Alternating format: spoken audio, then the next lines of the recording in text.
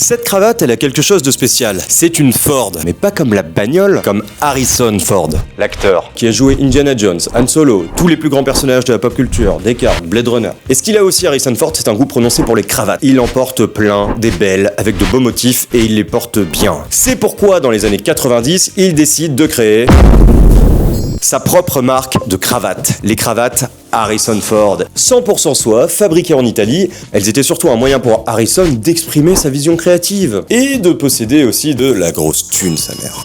Et ouais, parce qu'une notoriété comme Harrison Ford, qui va vendre son nom à un fabricant asiatique ou européen par exemple, qui lui ensuite va pouvoir l'utiliser sur n'importe quel produit, et ben c'est un moyen super simple pour faire de la thune, sans détériorer son image dans son pays d'origine. Parce que rappelez-vous, à l'époque, y a pas internet, donc personne le sait si tu vends des parfums au Japon par exemple. Smart.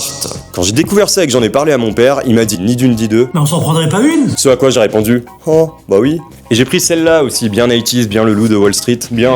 Donc trop mignon, on s'en est commandé une chacun. Et voilà comment on se retrouve aujourd'hui comme deux débiles, crédules, victimes du capitalisme que nous sommes, juste parce qu'il y a le petit nom d'Harrison Ford sur notre cravate et qu'on adore Harrison Ford sur notre cravate. Mais bon, est-ce que ça fait pas un peu plaisir parfois ces trucs-là dans la vie? Eh bah oui. En France, il y a Alain Delon qui a fait ça sinon. Il a fait des vêtements, des montres, des parfums, des slibards même, destinés au marché asiatique, et ça existe encore d'ailleurs, mais surtout... une marque de clopes, toujours ultra populaire au Cambodge. Voilà, si tu veux en savoir plus sur mes trucs, abonne-toi.